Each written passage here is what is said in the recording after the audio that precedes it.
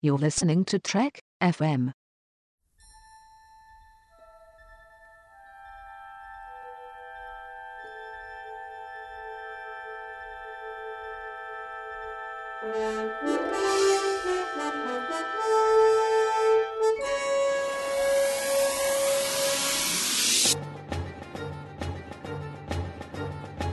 Hello, welcome to a new episode of From There to Here, Trek FM's 50th anniversary rewatch of Star Trek, in which we look at all 729 episodes from the beginning to the end.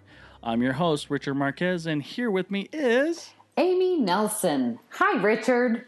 Hi, Amy. How you doing? I'm doing fabulous this evening and very excited to be talking about a Deep Space Nine and a Voyager episode today. I am too, because I actually like these two. Yes, it's a good block right here. Awesome.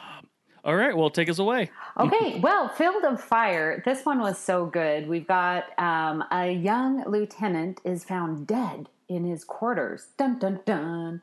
An investigation reveals he was shot with a TR-116 rifle, a weapon developed by Starfleet, and Ezri has to come to terms with her past. So, Field of Fire, what do you think about it, Richard? I think it's a fantastic episode, mainly because we get to see a new weaponry within, I guess, in a sense, the Starfleet arsenal, which was a prototype. Actually, the TR-116 rifle was actually a prototype, and I find it very interesting because the reason why they brought it up was because it was used to, I guess, counter the dampening field and the dampening field effect. And I can't remember the reason why they said that they discontinued it, but otherwise it was a very interesting weapon. I mean, something that could shoot from the other side of the promenade, the other side of the habitat ring, and something like that is just, in my mind, is like extremely effective. It's like, wow, something like that you could easily kill someone, without even seeing them or something like that. Yeah, but it changes the course of weapons. And to think about it like logically and mathematically, that it's like you are transporting the bullet and still maintaining its velocity so that when it comes out of transport, it's still moving. That's incredible. Who thought of this? I mean, that's amazing. Talk about a smoking gun. There is no smoking gun. Yeah, exactly. Which they're like, this person was shot at point blank range, but there's no evidence, Right. Yeah. Right. And, in a normal, obviously, with a chemical propelled weapon, there's no burn marks, or at least there's burn marks, or at least that's how they found out, who shot the gun and whatnot. But, you can't really, because you don't even know where the bullet's coming from. Oh, yeah. Yeah. So, yeah. And it definitely, it's one of those murder mysteries sort of episodes. And of course, Ezri has to perform one of those rituals to get the, Jared, thank you, out into, and actually talk to her and get into the killer's mind. It's so interesting. An episode for her to dive into her own self again, in a sense, because Jadzia went, talked to him, and they didn't really go into it as in detail as I would have liked it, like they did in this episode. Mm-hmm. And it was, I guess a remake of the episode. It was so interesting on, how he would be thinking on, I guess, being in a killer's mind, and she's obviously resisting the whole entire time. Yes, very much so. I don't know if you have had a chance to listen to the Metatreks, and they did an episode where they were talking about joint consciousness, and I think this definitely plays into that, because Jaren is, pick up the gun, hold the gun, feel the gun. And she's, it's in her mind, but so she's experiencing this, and how much of his desire to kill and to shoot this weapon and go ahead, pull the trigger, how much is that in her, or can she separate that? I think that's so interesting to think about, because Jaren definitely, he's murdered, what, 3 people, did they say? Yep, 3 people. And so, she's trying to keep it separate, but yet still using him to solve this murder. I think that's very interesting, that the whole psychological profile of it all. Right. And, and I would think as a counselor and even a therapist would be interested, or maybe not interested, would be curious. I guess it's the same thing.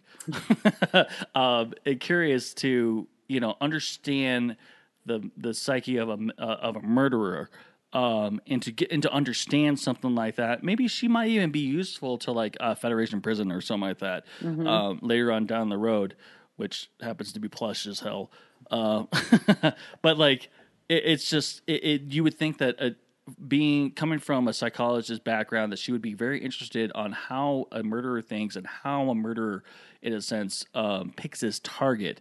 And then in this case, it's based on smiles, and obviously the culprit is, or the murderer is, a Vulcan who experienced a traumatic event. And like we were just saying, that it wasn't entirely great of a plot, but it did its job. So. Yeah.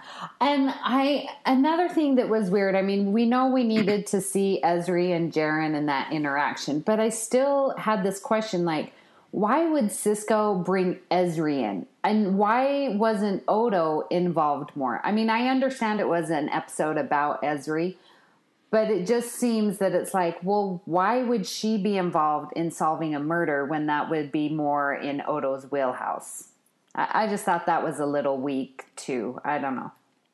Well, I guess, I mean, and I don't think they could have had, something more in her wheelhouse that, well, maybe maybe just set it up differently, that she was counseling this, the Vulcan, the murderer, and then it led to that. But I don't know. Then it takes away the surprise element.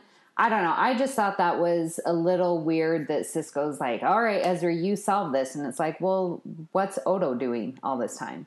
I don't know. He's just sitting in security, just twiddling his thumbs, exactly. Looking at reports. So one of my favorite scenes was when she finally has the gun and they realize who it is, and she's looking through the gun and they see each other. I mean, did that just not give you chills? It was like, oh my gosh. And there's Jaren, whispering, pull the trigger, kill him now. Oh, that was a great, great scene. So good. And it's funny you mentioned that, because actually that was one of my favorite scenes as well. It reminds me of Lone Survivor, when everything hits the fan. It's like, it's one of those like quiet moments. The whole entire world just stops. Yes. in mid time. It's in slow motion or something like that. And it's like, it's true, and I've said it several times. I'm a combat veteran. It's like, when something's going to happen, everything slows down to like a millisecond. It's like a minute, and you just know something's going to happen. And it's like,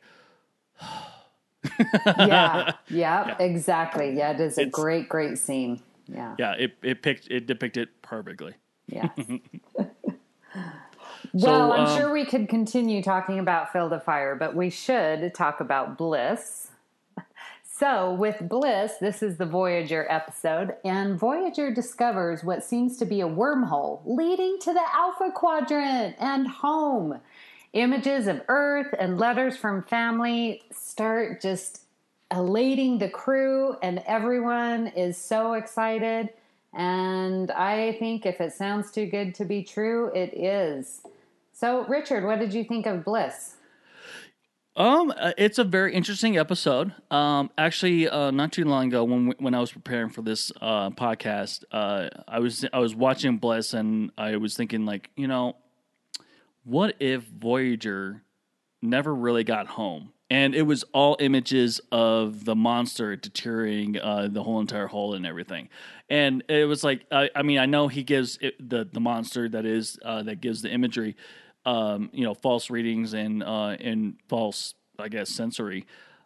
it was very interesting that it could do all that, and even I mean, obviously this monster is like probably hundreds of thousands of years old to trick so many people, but I mean to attract like just spaceships or something like that. I mean, it must get hungry.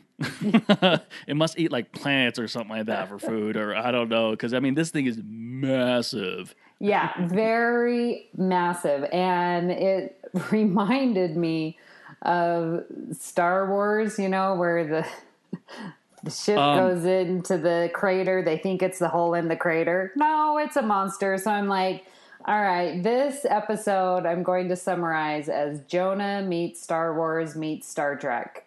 Because you got Ahab or Jonah in the well, or and it's all these things wrapped up into one. It's a pretty fun episode.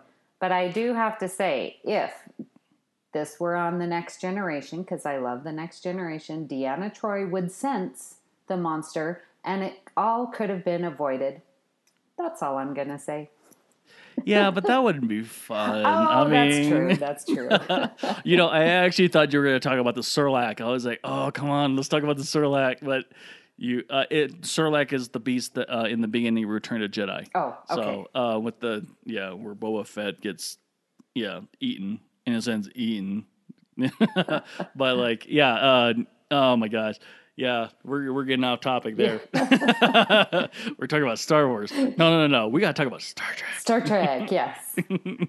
But I mean, yeah, definitely Captain Ahab sort of story. I wasn't actually going to bring that up, but I'm glad you did because it definitely hit that story perfectly. That it's a Captain Ahab story. That this guy that's going crazy enough to go back in and get out and back in and whatnot, repair and then go back in and hunt it. It's like it's a classic Captain Ahab story. Yep, exactly. And it was interesting that 7 of 9 wasn't affected by this, and obviously the doctor, because they took him offline.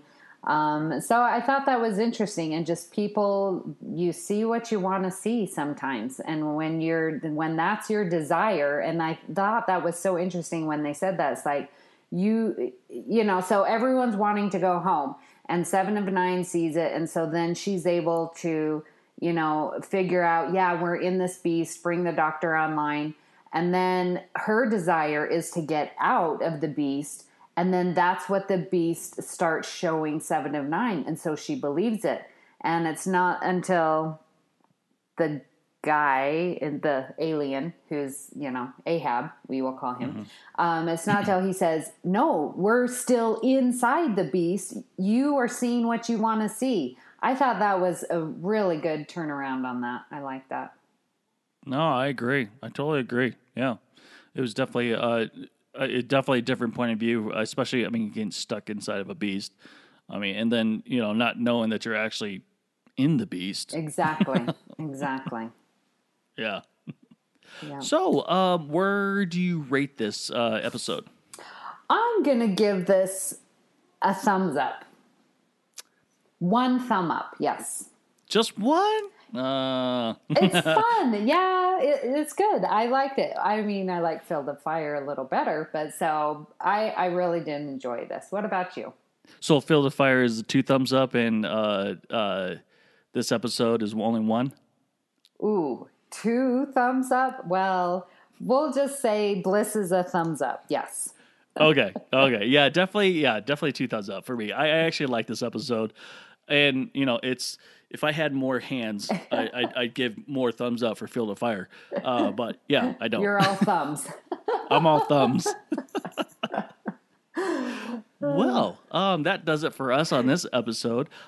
Amy, where can everyone find you on the internet? Well, you can find me at Twitter at Miss Amy Nelson. I'm also on the Babel Conference, Trek.fm's dedicated Facebook group, and I am a host with you, Richard, on Earl Grey. Woohoo! And it is exciting. It's very exciting to host a show with you. It's very exciting. You guys can find me on the Babel Conference. I pop in here and there to stir the pot. My Twitter handle is xransom, and as Amy said, I am also a co-host of Earl Grey. which will be actually shipping out soon. So, yeah. So, next episode, we're going to be talking about, looks like a DS9, and also the two-parter Voyager episode, Dark Frontier. So it's going to be a long one on that one. Yes. So, yeah. Well, thank you for listening, and we'll see you next time. All right. See you soon.